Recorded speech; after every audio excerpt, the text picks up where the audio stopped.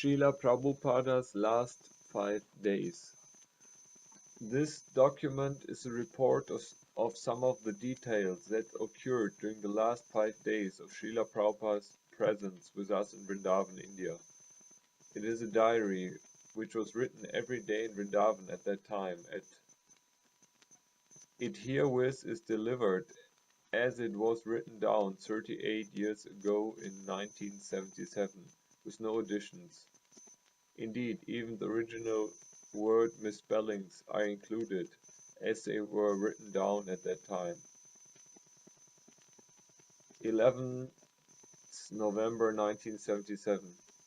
I arrived at the mandir from California at about 9:30 a.m. As soon as possible, I entered Srila Prabhupada's room. He is lying on his bed, in his king-sized bed, being massaged gently by his close associates. There is a kirtan in progress. Srila Prabhupada is incredibly thin, and his hands and feet are swollen. His limbs are supported by pillows. There's a discussion in progress between Srila Prabhupada and his close disciples. Srila Prabhupada has expressed his wish to go on parikram to Govardhan Hill. Upon being asked if he will ride in a minibus, his answer is bullock cart. This discussion is being recorded and is on tape, I believe.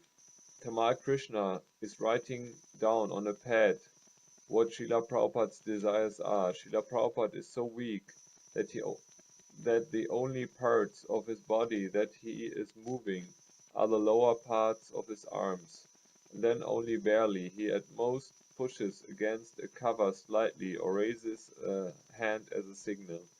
If he wants to move a leg even slightly, he asks someone to do it for him. It just does not seem possible for a person to be so emaciated.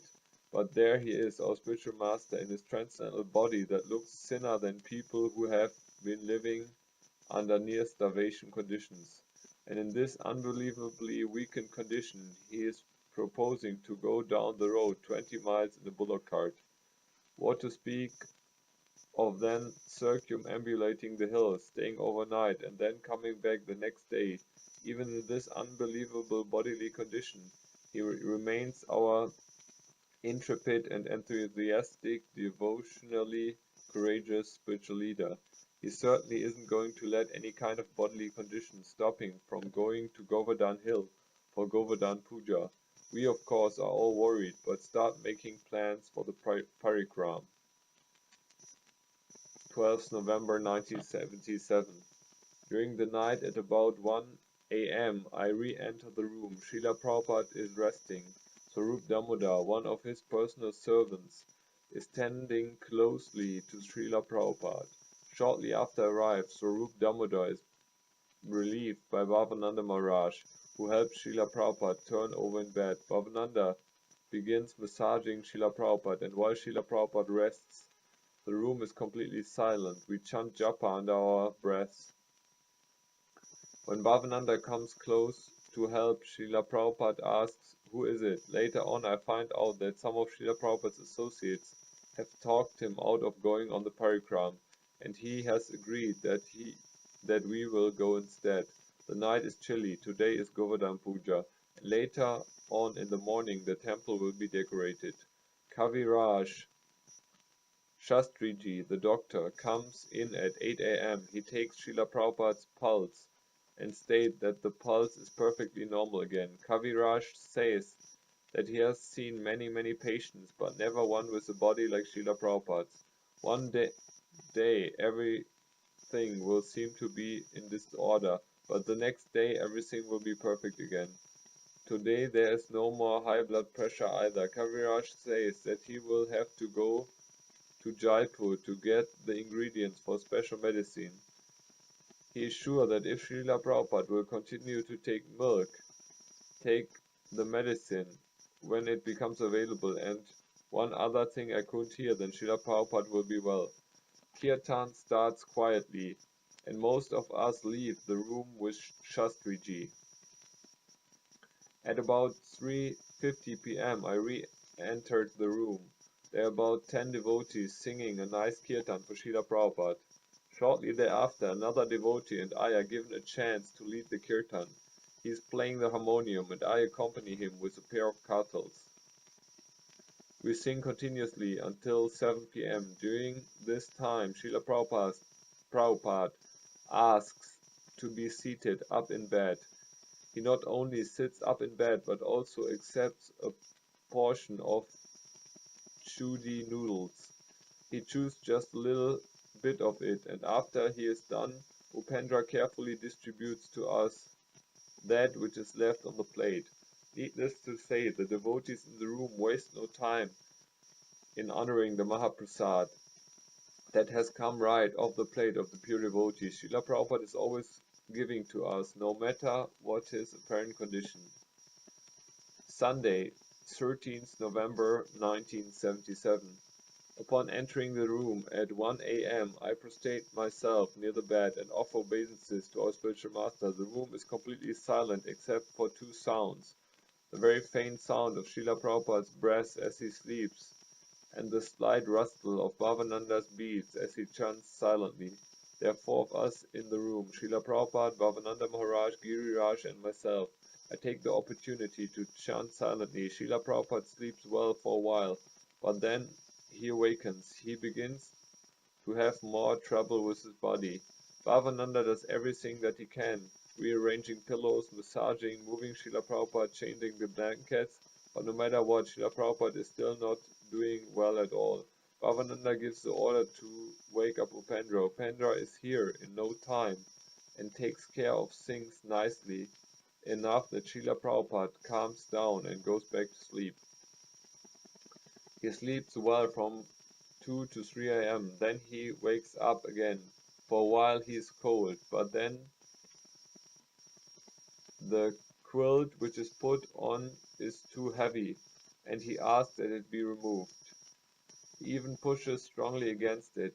His left leg is in pain, and he asks to be helped to pass urine. Things go from bad to worse. He insists that all covers stay off. We get Upendra up again, and then in addition, we have to rush for Shastriji and get him up too. There are more devotees in the room now too, since many are now getting up early in order to chant some rounds before Mangal Arati. In the middle of all this action, Srila Prabhupada erupts with a very loud and distinct Hare Krishna. At that, Bhavananda starts to chant out loud, but due to the attention that he is giving Srila Prabhupada, he stops chanting a few minutes later in order to concentrate on what he is doing for Srila Prabhupada.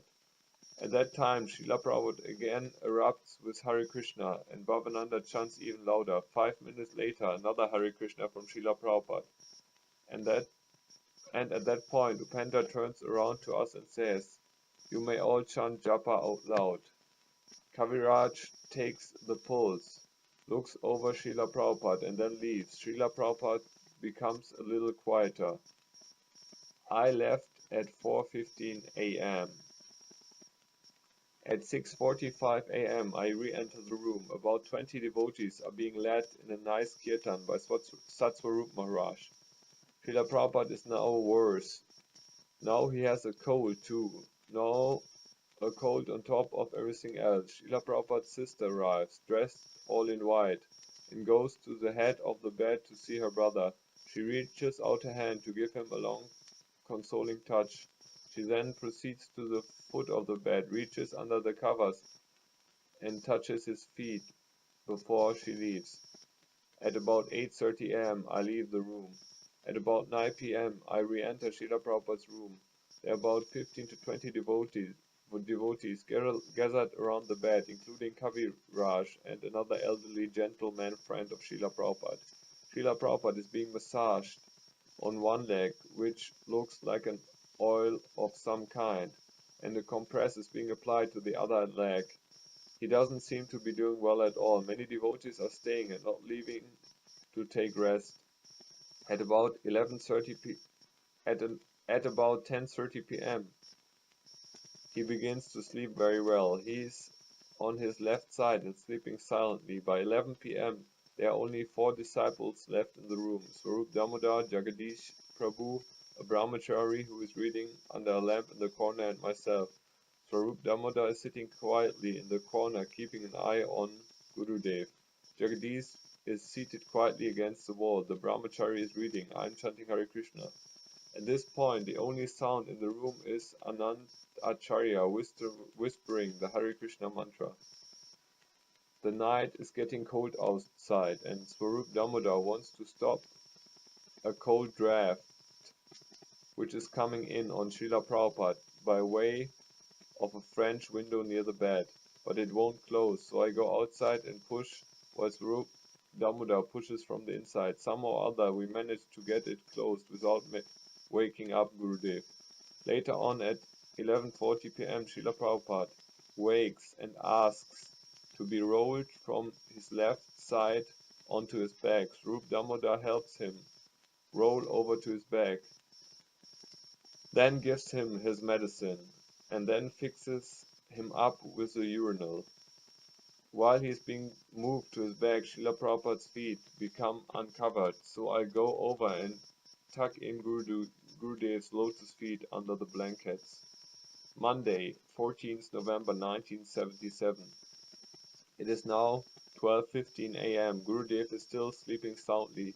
Bhavananda shows up promptly at 1 a.m. and he takes up his vigil in the chair by the foot of the bed.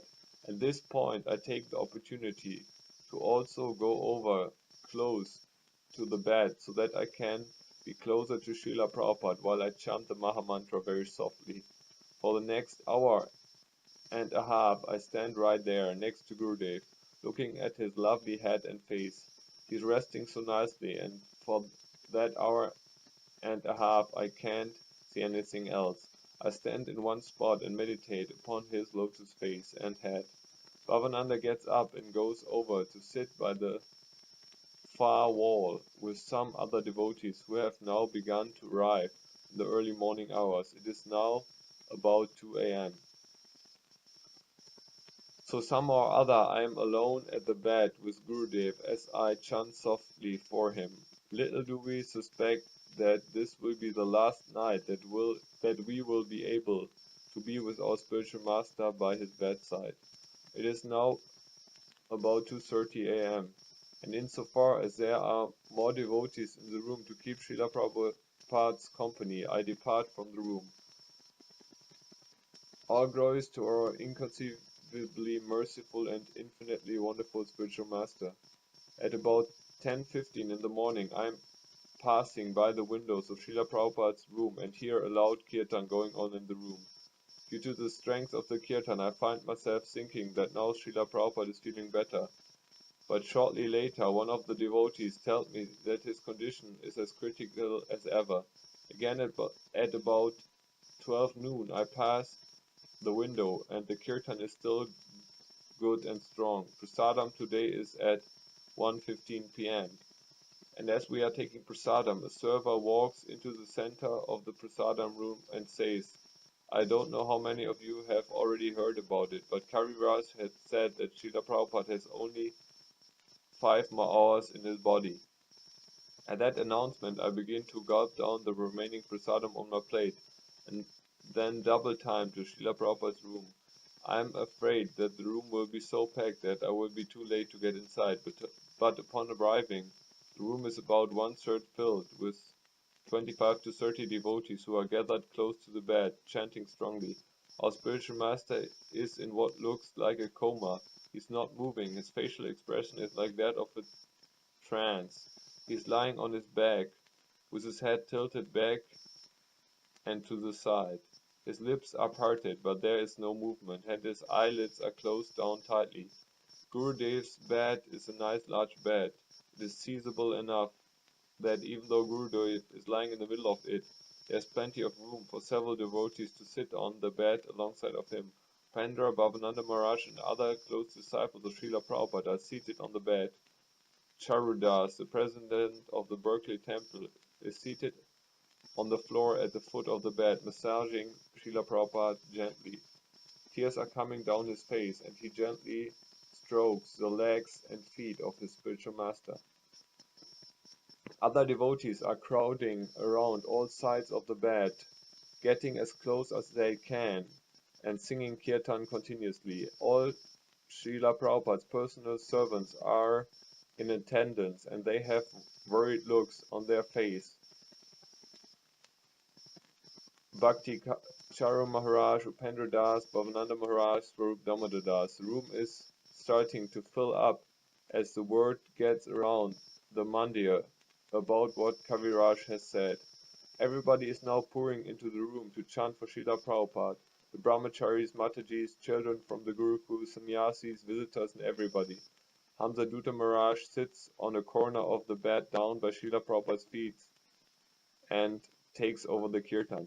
He leads the kirtan nicely and keeps us chanting the right prayer, Panchatattva Mahamantra Hare Krishna Samsara Dava. He asks for a prayer book and then leads us in the complete set of Govindam prayers. We don't know all the words, of course, but he is singing them, and then we all join in for the refrain, Govindam Adipurusham Tamaham Bhajami. The room is now getting stuffy because so many devotees are packed in. We open all the doors and windows and turn on the fans. More people from outside the mandir are now showing up. Srila Prabhupada's sister is already here, seated on the floor next to the bed. For the many hours to follow, she almost constantly remains close to him. No matter what happens next, she will do her best to hobble along to be with Srila Prabhupada. Some of Srila Prabhupada's elderly Vaishnava friends are arriving, and a bench is brought in for them to sit on. The room is jammed. Kirtan goes on without ceasing as Hamza Dutta leads us through the afternoon hours. The afternoon is filled with devotees coming and going and chanting. Some of the elderly Vaishnava gentlemen later on decide to leave, but the real frail short one stays on, sitting politely on the bench and quietly chanting japa. Real Vaishnava gentlemen chanting Hare Krishna continuously. Will I ever in this lifetime be able to appreciate what a merciful privilege it is to be allowed to associate with the wonderful Vaishnavas in this room? At 5 p.m., Kaviraj arrives and proceeds to the bed. The devotees crowd close. In no time, he has searched for Srila Prabhupada's pulse, but then reaches for his stethoscope. He moves it around from point to point on Srila Prabhupada's chest and midsection, and then says something to Bhakti Charu Maharaj with a worried look. Only a handful of devotees could actually hear what Kaviraj said, but somehow or other the word is passed around. Only 3 more hours, that's all. Kaviraj asks that some of Srila Prabhupada's books be placed nicely around his head, on the pillows, and some pictures of the deities also be placed on the pillows at the head of the bed. The books are placed nicely, and the deity pictures are now leaning against the pillows and bedstead. There are also japa beads lying near his head, so his lovely head and face are framed with some of his favorite transcendental paraphernalia. It is so beautiful to see the head of Gurudev surrounded that way, but now it has sunk into us what is happening, and Pradyumna and others have begun preparations for the Samadhi. There is talk of palanquin, fresh saffron cloths, garlands, etc. Hamza Dutta looks very worried, but keeps right on going with dedication and devotion. Srila Prabhupada is now occasionally swallowing with his mouth closed. His breathing is noticeable by the slight rise and fall of the sheet which covers his frail body. He is given some kind of liquid by Bhakti Charu, but I am too far away to see exactly what it is. From 5 to 6 p.m. I am appointed guard duty and sit in the vestibule. People from the town are arriving, and I can't tell who to let in and who to keep out. Everyone is extremely determined to see Srila Prabhupada. and beg to please be let into the room for one last darshan with him. At 6 p.m. I leave guard duty and re-enter the room. Now even the Matajis are crowding right up to the bed in order to be as close as possible to Srila Prabhupada. ISKCON photographers are carefully taking photographs and motion picture films. As before, many of us are crying. As for Bhavananda, his eyes are continuously filled with moisture. Upendra too, we are all pressing toward the bed to see Gurudev. Now he is motionless again. Kaviraj walks in about 7:50 and goes to the bed. He bends over for the pulse, and we all push forward even more. I cannot see what is going on, so I stand on a chair in the back of the room, but still I cannot see Srila Prabhupada. But I can see Kaviraj, and instantly upon checking for the pulse, he swiftly says, "Finished." He or Tamal immediately give the order for loud chanting of the Hare Krishna Mahamantra. We all erupt with Hare Krishna Mahamantra with an almost hopeless frenzy. Now it really begins to sink into us what has happened. Kaviraj had said that it's all over. Many of us start sobbing. Their devotees frantically chanting, crying, sobbing, and breaking down completely. One boy goes into a crying convulsion and has to be dragged to a corner where he collapses in convulsive sobbing. Devotees are crying, sobbing, chanting, and running in every direction. Tamal orders us to leave the room. I go upstairs to cry alone. The night is filled with close and distant sobbing, women wailing, bells ringing, and even the dogs are barking and howling. I went back downstairs about 3/4 of an hour later. No more Mataji's children or visitors are present. The devotees in the room are now the saffron-clothed ones, mostly leaders in the Hare Krishna movement. Kirtan is continuing nicely. Srila Prabhupada has already been clothed nicely in saffron. Garlands of flowers are placed on him, and a lovely bouquet of tulsi manjaris is laid across his chest. There is sandalwood pulp covering his forehead, and a large tulsi leaf fixed in the middle of his forehead. His skin has now turned pale, but one look at the powerful face and you know that whatever are the conditions, he is still the boss, still the spiritual master. Saffron material is now covering his form, and the saffron-colored Swami head is covering his head. We bring in the palanquin, and he is picked up from the bed by 4 or 5 devotees and placed securely in the seat of the palanquin. Other Vrindavan Vaishnavas now come back in, led by Narayan Maharaj. They pay their heartfelt obeisances and place flower garlands around their beloved friend. They are clearly much affected by the departure of Gurudev and offer the most reverent obeisances to him. At this point I am crying almost all the time. Tamal Krishna states the plan for the next couple of hours. The palanquin will now leave for the temple room, where Gurudev will see the deities and an artik. Then a Guru Puja and offering of flowers by devotees, and then chanting until the samadhi is ready. The palanquin containing Srila Prabhupada is lifted, and with strong chanting is carried out of the room.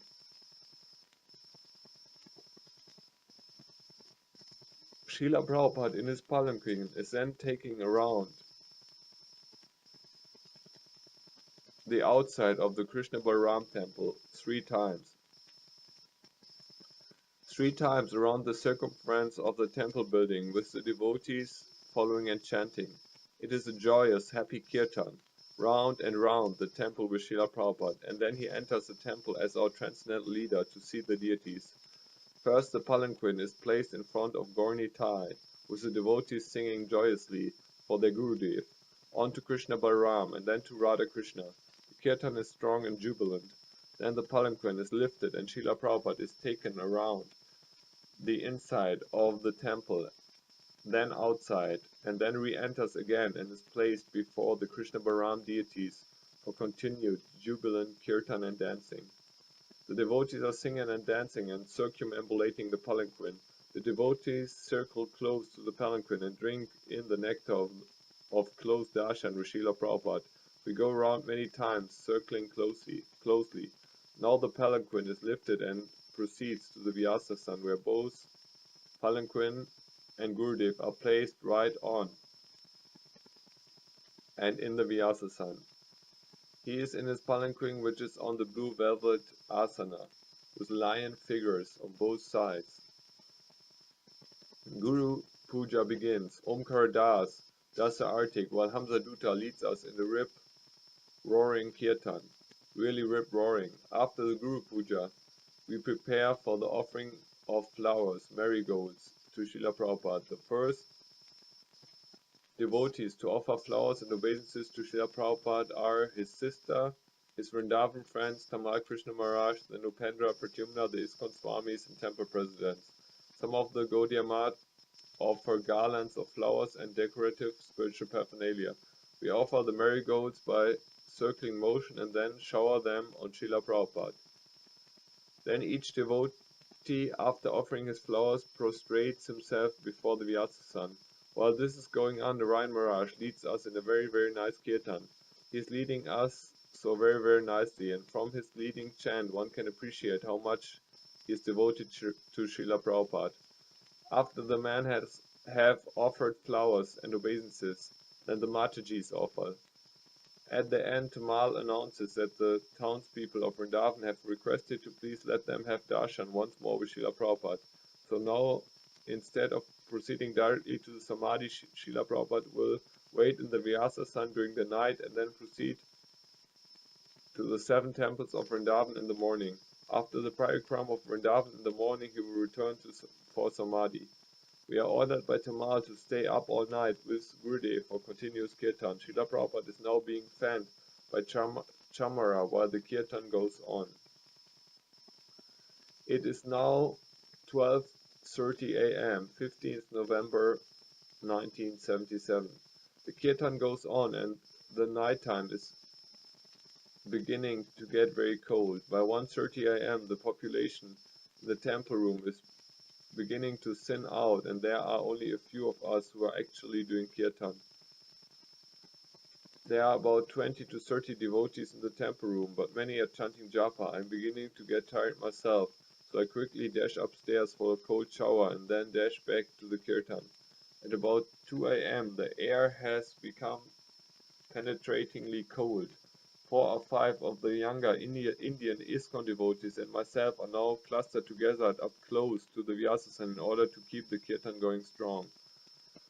Also up by the Vyasasan are 2 of the older dedicated Indian devotees who refuse to leave Srila Prabhupada even though they can hardly stay awake and no matter how cold it gets. The little frail one sits motionless in front of the Vyasasan with only a chowder wrapped around his shoulders. Pradyumna sits with us and chants on his japa beads. He's looking quite worn out, but stays with Srila Prabhupada. The Indian ISKCON devotee leads the kirtan and keeps it going nicely. Although there are a few Matajis in the rear of the temple room chanting japa, Viraha Prakash Maharaj is now standing at attention by the side of the Vyasasan steps. At about 3 a.m. I am asked to fan Srila Prabhupada with one of the chamaras. I step up next to the palanquin at Srila Prabhupada's right side and relish every moment of being able to whisk Srila Prabhupada. I am talking to him silently, and the tears won't stop rolling down my face. It is just dark enough that the devotees, I hope, cannot see that I am crying. Srila Prabhupada is so kind that even though he finally decides to leave us, he still mercifully stays with us for an extra night, so that we may have one last chance to see his divine form, chant kirtan for him, and whisk him with the chamara. By 4:30, many of the devotees are beginning to return to the temple room. Srila Prabhupada's sister also returns at this time and politely sits on the floor near the Vyasasan. She obviously wants to sit even closer to Srila Prabhupada, on the mats up front with us. But this carpet is filled with male devotees, so she humbly sits down over to the side on the cold floor, next to one of the pillars. At this point, the women come forward and offer incense to Srila Prabhupada. At 4:45, I volunteer to whisk Gurudev again, and take the left side this time. How nice it is to be able to fan him during his last hours with us. By 5 a.m., everyone is back. As Mangal Artik starts a little later, many devotees turn their backs to Srila Prabhupada in order to pay prostrated obeisances to the deities. Narayan Maharaj and his associates remain motionless and do not budge. In no time at all, Narayan Maharaj is laying it on the line to Gopal Krishna Das. The devotees are to stay at the Vyasa-san facing Srila Prabhupada. There is to be a simultaneous artik for Srila Prabhupada at the Vyasa-san, while the arti also goes on for the deities. Gopal Krishna quickly gets everything arranged nicely, and a nice artik is held at each of the 3 altars plus the Vyasa-san. Narayan Maharaj leads the kirtan and winds up everything with repeated and resounding Jai Guru Devas, one after another. Afterward, there's also an arti for Tulsi Devi. The parikram begins at about 6:45 a.m. and the palanquin is lifted from the Vyasa-san and carried to the center of the courtyard of the temple room, where we circumambulate Srila Prabhupada with more chanting. Of course, we then proceed through the front gate of the mandir, down the road to Vrindavan, and parikram to each of the 7 temples of Vrindavan. Narayan Maharaj is arranging everything nicely, leading the procession, leading the kirtan, and seeing with great attention that everything goes along perfectly for our Gurudev. Narayan Maharaj is now conducting the parikram, acting on our behalf as our very capable leader, and seeing to it that everything is conducted nicely for Srila Prabhupada. For the next 6 hours, he is indefatigable, watching everything and continuously providing the devoted and competent leadership needed so that all the details of the parikram and samadhi are executed perfectly. It certainly is quite an impressive procession as it moves along down the road. The procession actually consists of 2 parts. First, there's a large group of devotees consisting of Narayan Maharaj and most of the sannyasis and others too. This group leads the procession and also leads the strong kirtan. Then there's a gap of about 20 yards to the next group, which consists of the palanquin with Srila Prabhupada, the palanquin bearers, close attendants, devotees and others. Immediately following this group are the Matajis, and then several rickshaws carrying Srila Prabhupada's sister and some of the children from the Gurukul. There are 11 dandas gliding through the air. When one looks towards the palanquin, he usually sees Chitsukananda bearing the load up front and Vishnu Tattvadas supporting the rear of the palanquin.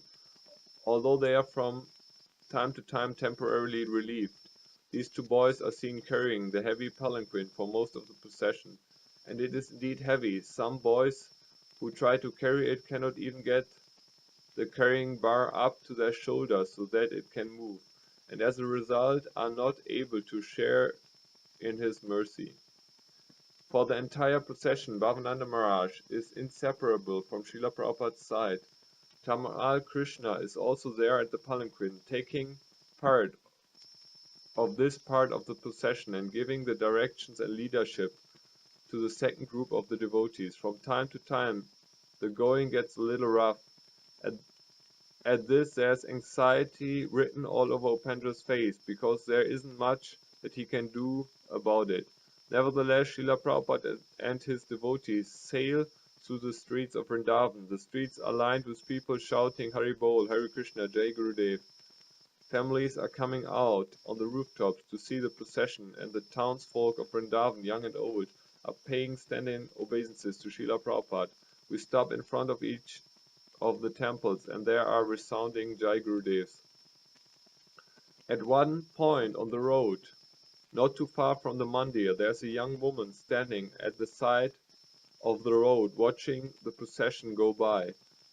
After the last devotee walks by, her eyes begin to get wide, and they light up with amazement and veneration.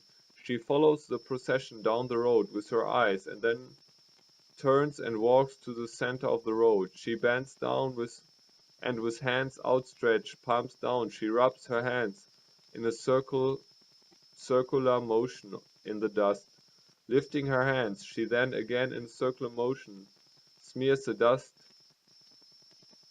of the lotus feet of the Vaishnavas all over her cheeks. At that point, with eyes still as white as large coins, she beams with a smile, and with that smile radiates to us that she understands that it is not every day at 7:30 in the morning that a person gets a chance like this. A little further down the road, another young woman, dressed in the finest of exquisite garments, steps from her house into the street ditch in order to see the palanquin go by. When she recognizes who is in the palanquin, then, regardless of the finery she is wearing, she immediately bends her knees into the gutter, brings her head and arms to the ground and pays obeisances to Srila Prabhupada. How is it possible to keep from crying when one sees just how much Srila Prabhupada is loved and revered by everybody? We return to the mandir and the samadhi begins immediately. Srila Prabhupada has a basing ceremony, change of garments, flower garlands, puja offering, prasadam offering, and is finally covered with salt and then sand. It is a lengthy and beautiful ceremony and does not terminate until 1 p.m. in the afternoon. The temple bell is ringing continuously and the kirtan goes on without interruption. At about 1 p.m. the samadhi ceremony ends and the devotees take prasadam. These pages began as a diary, but somehow or other turned into something like a partial report of some of the details of the past few days. In consequence, even though it is clear that I am certainly not competent to write about those events, I am begging the mercy of our Gurudev and the disciplic succession to allow me to write down as a diary this little bit of information for those devotees who were not able to be with their spiritual master during his last days with us. Please, Srila Prabhupada, forgive my offenses. It is only by your mercy that I can possibly do anything. You have given me so much, and I have given you so little. Namo Om Vishnu Padaya Krishna Prishtaya Bhutale Shrimate Bhaktivedanta Swaminiti Namine Namaste Saraswati Devi Gauravani Pacharne Nivashesha Shunyavadi Pashatya Desha Tarine Ananta Acharya Das, Krishna Balaram Mandir, Vrindavan, India, 17th November 1977.